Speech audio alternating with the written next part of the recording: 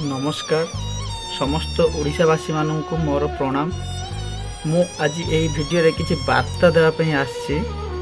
तो आपण मैंने भावें जे भाषण दौची कि किसी करुँची तो सबु भाई और भौणी मैंने जे मैंने सोशल मीडिया रे अच्छे समस्त को मोर रिक्वेस्ट जे आपण जमी गोटे झीर कि गोटे बहुर वीडियो को लाइक कर शेयर करमती जदि यही वीडियोटी को जदि शेयर करती आम जनसाधारण मानकर बहुत उपकार हो पार। तेणु प्लीज समस्त को मोर रिक्वेस्ट वीडियोटी को स्किप न करी प्लीज समस्त देखंतु आउ शेयर कर। बालेश्वर डिस्ट्रिक्ट जलेश्वर ब्लॉक रो बासिंदा कहूँ।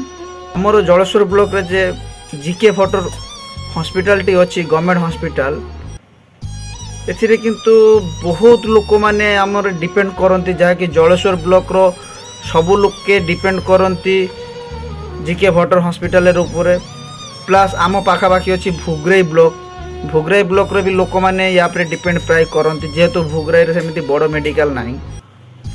तो दयाकोरी मोर माननीय मुख्यमंत्री को अनुरोध जे स्वास्थ्य सेवा उपरे टिके ध्यान दिंतु जेमिति जनसाधारण टिके उपकार पाई परिवे।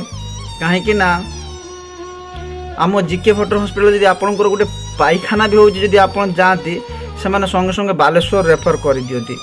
एठिरे एकदम स्वास्थ्य अवस्था एकदम भल नुहति आउ डॉक्टर तो नहांती कौन सी लैबोरेटरी नहीं कौन से टेस्ट करने मेसीन की कौन अच्छी ना से मैंने जानती जे मैंने अच्छा गले समस्त कहे बाहर टेस्ट करो गोटे जदि पायखाना हो कहीं आम पेसेंट को नहीं जाऊँ एमरजेंसी से कहते बालेश्वर ट्रांसफर कर दूँ। आम जलेश्वर बालेश्वर को 65 किलोमीटर डिस्टेंस एते डिस्टेंस पेसेंट जीवा बेले भी बहुत असुस्थ हो जाती जदि पाखापाखि ये आम जब सुरक्षा पाई पारंतु तो खूब भल हाँ सबू जनसाधारण उपकार हो पारंता। तेणु मोर माननीय मुख्यमंत्री को अनुरोध आपड़ जदि जलेश्वर स्वास्थ्य सेवा पर टिके आखि पकेबे ताहले समस्त उपकार हाँ। तेणु अनुरोध मोर एतिकी। जय जगन्नाथ।